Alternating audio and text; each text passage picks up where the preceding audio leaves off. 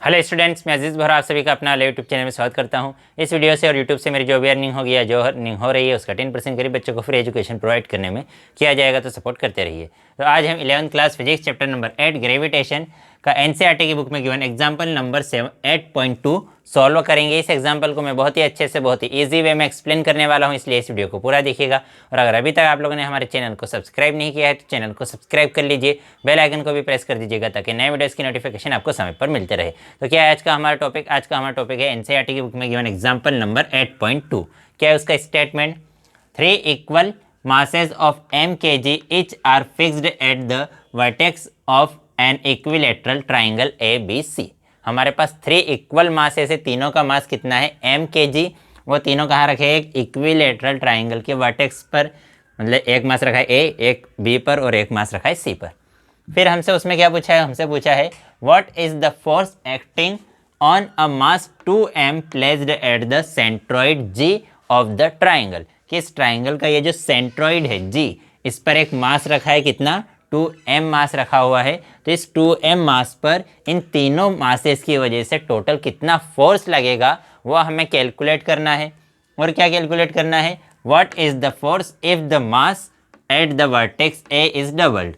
इस vertex A पर जो मास रखा है इसको अगर हम डबल कर दे तो फिर इस G पर फोर्स कितना लगेगा वो भी हमें कैलकुलेट करना है। और आगे क्या गिवन है? Take AG is equal to BG is equal to CG is equal to 1 metre. मतलब हमें कहा है कि ये जो AG है ये कितना है? 1 मीटर। ये BG और ये CG, ये तीनों डिस्टेंस कितनी है? 1 1 एंड 1 मीटर। तो हम निकाल लेते हैं फोर्स। तो सबसे पहले हम निकालेंगे force on G by A। किस G के ऊपर फोर्स? किसकी वजह से? A की वजह से। FGA का मीनिंग क्या है? Force on G by A। तो हमें फोर्स, ये कौन सा फोर्स निकालना है? तो हमें किसका यूज़ करना पड़ेगा? यूनिवर्सल लॉ ऑफ ग्रेविटेशन का यूज़ करेंगे। अगर वो वीडियो आपने नहीं देखी तो आप यूट्यूब पर सर्च कर सकते हैं यूनिवर्सल लॉ ऑफ ग्रेविटेशन, अपना वाला अजीज़ बोहरा, वो वीडियो आ जाएगी। उसमें हमने बताया है कि दो मासेस के बीच में जो फोर्स लगता है वो कितना होता है? Gm1m2 upon are square. Force कितना होता है? Gm1m2 upon are square. तो m1 क्या है? फर्स्ट मास, m2 क्या है? सेकंड मास, और r क्या है? उसकी डिस्टेंस। तो ये g क्या है? What is g? g is universal gravitational constant. तो g तो एज इट इज़ है। अब फर्स्ट मास सपोज करो हम g की अगर बात करें तो फर्स्ट मास है 2m, सेकंड मास क्या है? m, और इन दोनों के बीच की डिस्टेंस कितनी है? 1 मीटर। तो 1 का स्क्वायर फिर से कितना आ जाएगा? 1। तो ये तो आ गया हमारा फोर्स का मैग्नीट्यूड। अब अगर डायरेक्शन की बात करें तो देखो ये हमें गिवन है कि ये एक्स एक्सिस है और ये कौन सा एक्सिस है? Y axis. तो जी पर जो फोर्स है वो वाई एक्सिस के डायरेक्शन में लगेगा, क्योंकि जो m1 है m1 उसे अपनी तरफ ऊपर खींचेगा। m1 क्या करेगा? उसे अपनी तरफ ऊपर खींचेगा।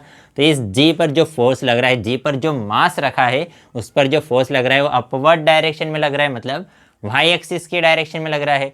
मतलब वाई एक्सिस की अगर हमें डायरेक्शन रिप्रेजेंट करनी है तो हमें क्या करना पड़ेगा? वाई एक्सिस का यूनिट वेक्टर लेना पड़ेगा। यूनिट वेक्टर क्या शो करता है? डायरेक्शन। तो वाई एक्स डायरेक्शन का यूनिट वेक्टर क्या होता है? जे कैप। तो यहाँ मैंने लिख दिया जे कैप। तो ये फोर्स आ गया ऑन जी बाई ए। इसी टाइप से हम निकालेंगे force on G by B. B की वजह से फोर्स, तो बी की वजह से फोर्स मैग्नीट्यूड तो वही रहेगा क्योंकि दोनों मास सेम है, डिस्टेंस सेम है, तो वही मैग्नीट्यूड। तो जी 2m स्मॉल m अपॉन 1।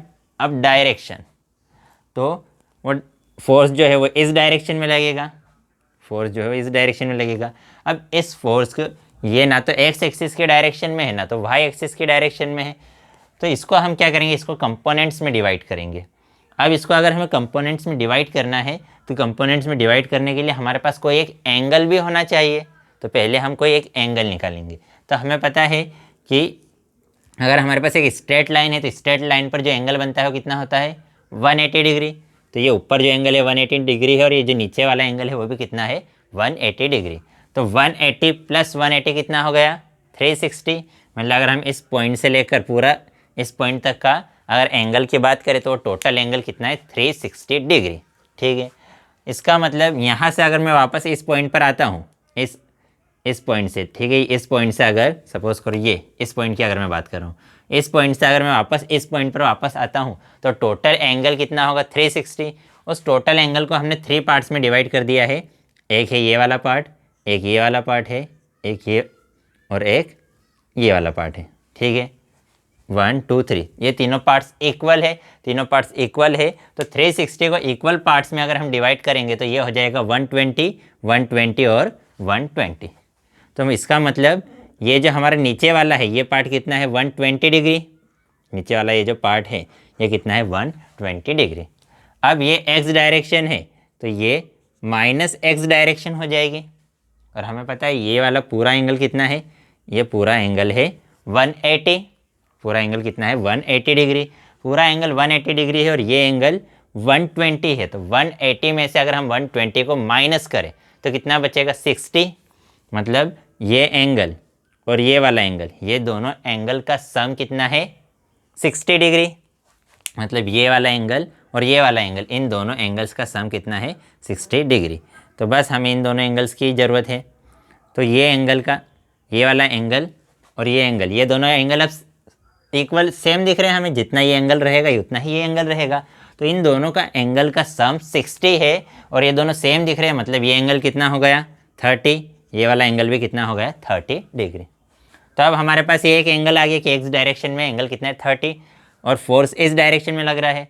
तो फोर्स का एक्स डायरेक्शन में कंपोनेंट, थीटा की डायरेक्शन में कंपोनेंट कौन सा कंपोनेंट होता है कॉस थीटा, तो एक्स डायरेक्शन में उसका कंपोनेंट क्या आएगा कॉस थीटा। थीटा की वैल्यू कितनी है 30, तो एक्स डायरेक्शन में उसका कंपोनेंट है कॉस 30।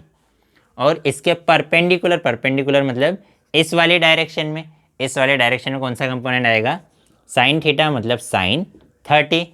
तो ये जो फोर्स है, फोर्स को हमने दो कंपोनेंट्स में डिवाइड कर दिया, एक तो थीटा की डायरेक्शन में और एक थीटा की परपेंडिकुलर डायरेक्शन में।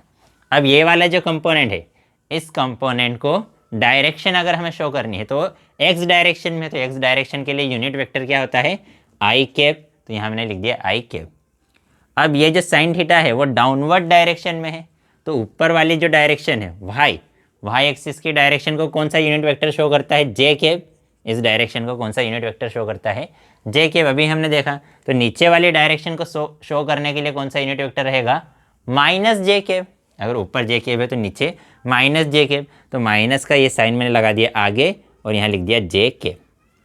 ठीक है, तो इस फोर्स को हमने दो कंपोनेंट्स में डिवाइड कर दिया, एक जे कैप वाला और एक आई कैप वाला। तो उसकी डायरेक्शन शो करने के लिए हम क्या लिखेंगे, हम लिखेंगे cos 30 आई कैप माइनस साइन 30 जे कैप, ये लिखना पड़ेगा। तो ये तो उसका क्या हो गया मैग्नीट्यूड और ये उसका क्या हो गई डायरेक्शन, कि ये डायरेक्शन थी, उस डायरेक्शन को हमने दो कंपोनेंट्स में लिख दिया, क्योंकि ये डायरेक्शन को शो करने के लिए हमारे पास ऐसा कोई वेक्टर यूनिट वेक्टर नहीं है। फिर उसके बाद हम क्या निकालेंगे, हम निकालेंगे एफ जी सी, नहीं ये जी सी निकाल लिया क्या, ठीक है तो इसको जी सी लिख देते हैं। ये हमने क्या निकाला एफ जी सी। अब क्या निकालेंगे हम एफ जी बी, किसी को भी पहले निकालो उससे कोई फ़र्क नहीं पड़ेगा। तो एफ जी बी निकाल लेते हैं, तो फिर से वही कि मैग्नीट्यूड तो क्या रहेगा हमारा G two M small M upon 1, क्योंकि वही दोनों मास सेम है, डिस्टेंस सेम है। अब डायरेक्शन, तो इस जी को बी इस डायरेक्शन में खींचेगा, मतलब इस डायरेक्शन में फोर्स लगाएगा। तो ये डायरेक्शन शो करने के लिए हमें इस डायरेक्शन का एक यूनिट वेक्टर चाहिए, तो इस डायरेक्शन का तो हमारे पास कोई यूनिट वेक्टर नहीं है। तो फिर से उसको हम क्या करेंगे दो कंपोनेंट्स में डिवाइड करेंगे। तो इस डायरेक्शन में कौन सा कंपोनेंट आएगा, थीटा की डायरेक्शन में कौन सा कंपोनेंट आएगा कॉस थीटा वाला, तो हमने लिख दिया कॉस 30। और इस डायरेक्शन का यूनिट वेक्टर क्या रहेगा, एक्स डायरेक्शन का यूनिट वेक्टर आई कैप है, तो माइनस एक्स डायरेक्शन का यूनिट वेक्टर क्या हो जाएगा माइनस आई कैप हो जाएगा। इस डायरेक्शन का आई कैप है तो इस डायरेक्शन का माइनस आई कैप। और इसका जो परपेंडिकुलर है, मतलब इस डाउनवर्ड डायरेक्शन में, वो तो फिर से कितना रहेगा माइनस साइन 30 जे कैप, तो माइनस साइन 30 जे कैप, ये वैल्यू हो गई बस, और क्या है। तो ये तीनों फोर्स हमने निकाल लिए, तीनों फोर्स निकाल लिए, तीनों फोर्स को हम ऐड कर देते हैं तो हमारे पास क्या आ जाएगा टोटल फोर्स। तो टोटल फोर्स को हम रिप्रेजेंट करेंगे एफ जी, तो या एफ जी से रिप्रेजेंट करो या एफ रिजल्टेंट, कि जो रिजल्टेंट फोर्स है एफ आर, वो इन तीनों वेक्टर्स के सम के इक्वल रहेगा। मतलब टोटल फोर्स किसके इक्वल रहेगा F G A plus F G B plus F G C, तीनों फोर्सेस के वेक्टर सम के इक्वल। तो एफ जी एफ जी ए की वैल्यू कितनी है जी, इस 2 को मैं पहले लिख देता हूँ, तो 2gm² जे केप ये हो जाएगा। 2 को पहले लिखा, जी को बाद में, m इंटू एम स्क्वायर, और जे केप है अपॉन के 1 को लिखो ना लिखो एक ही बात है। अब इधर क्या करेंगे हम, फिर से प्लस वही 2 आगे आ जाएगा 2gm², और इधर क्या लिखा है cos 30 आई कैप माइनस, क्या लिखे बोलो जल्दी से, क्या लिखे, माइनस साइन 30 जे कैप, तो माइनस साइन 30 जे कैप प्लस, ये मैंने किसकी जी सी की वैल्यू लिख दी क्या, पहले चलो जी सी लिख लेते हैं यहाँ पर भी, तो जी सी और फिर उसके बाद क्या है जी बी। अब जी बी की वैल्यू कितनी है, ये रही जी बी की वैल्यू, वो लिख देते हैं, तो वो भी क्या है 2gm², और अंदर क्या है माइनस, तो ये माइनस cos 30 आई कैप माइनस साइन 30 जे कैप, ये वैल्यू आ गई। बस अब क्या है, अब अंदर मल्टीप्लाई कर देते हैं, तो इस 2gm का अंदर यहाँ पे मल्टीप्लाई करेंगे और इसमें भी मल्टीप्लाई करेंगे, इधर भी इस 2gm का इन दोनों में मल्टीप्लाई कर देते हैं, तो क्या वैल्यू आ जाएगी 2gm² J cap plus 2gm² cos 30 आई कैप माइनस 2gm² साइन 30 जे कैप। क्या किया हमने, इस 2gm² का दोनों में अंदर मल्टीप्लाई कर लिया, इसी टाइप से इसका भी अंदर मल्टीप्लाई कर देते हैं, तो ये प्लस और ये माइनस, तो ये क्या हो जाएगा माइनस 2gm² cos 30 आई कैप, ये प्लस और ये माइनस, फिर से माइनस 2gm² साइन 30 जे कैप, ये वैल्यू आ गई। अब देखो ये 2gm² cos 30 आई कैप ये प्लस में है, और ये 2gm² cos 30 आई कैप माइनस में है, तो इस प्लस से ये माइनस कैंसल, और ये 2gm² तो एज इट इज़ है, 2gm² जे कैप तो एज इट इज़। अब देखो ये 2gm² साइन 30 जे कैप ये माइनस में है, ये 2gm² साइन 30 जे कैप ये भी माइनस में है, तो माइनस और माइनस प्लस हो जाएंगे, ठीक है प्लस हो जाएंगे, तो ये वैल्यू है हमारे पास 1, ये वैल्यू है 1। इस पूरे को अगर हम 1 कंसीडर कर ले, इस पूरी वैल्यू को 1 कंसीडर करें, तो 1 प्लस 1 कितना हो जाएगा 2, चलो रहने दो, ये कितना है 2gm² साइन 30 जे कैप, और ये भी कितना है 2gm² साइन 30 जे कैप, तो 2 प्लस 2 कितना हो जाएगा 4, तो यहाँ क्या हो जाएगा माइनस 4gm² साइन 30 जे कैप, ठीक है। अब साइन 30 की जो वैल्यू है वो होती है 1/2, साइन 30 की वैल्यू कितनी होती है 1/2, तो हमारे पास force F is equal to क्या आ जाएगा 2gm² J cap minus 4gm² 1/2 J cap. Sine 30 की वैल्यू कितनी होती है 1/2, तो इस 2 से ये 4 कितने टाइम्स में कैंसिल हो गया 2 टाइम में, तो ये आ गया 2gm² J cap minus 2gm² J cap, तो ये प्लस की वैल्यू और ये माइनस की वैल्यू कैंसल, तो रिजल्टेंट फोर्स कितना आ गया हमारे पास 0। तो रिजल्टेंट फोर्स मतलब जी पर फोर्स कितना अप्लाई हो रहा है 0 फोर्स अप्लाई हो रहा है, रिजल्टेंट नेट फोर्स कितना है 0।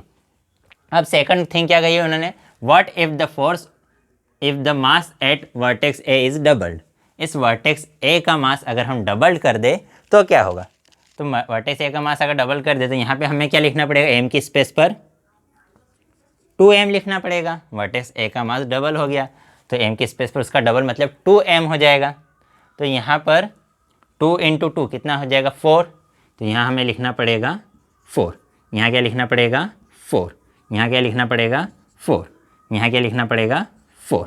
तो अगर ये 4 हो गया तो अब क्या हो जाएगा, अब ये हो जाएगा, अब ये कटेगा नहीं, अब क्या हो जाएगा ये है 4gm² जे cap minus 2gm² J cap, ये वैल्यू आएगी।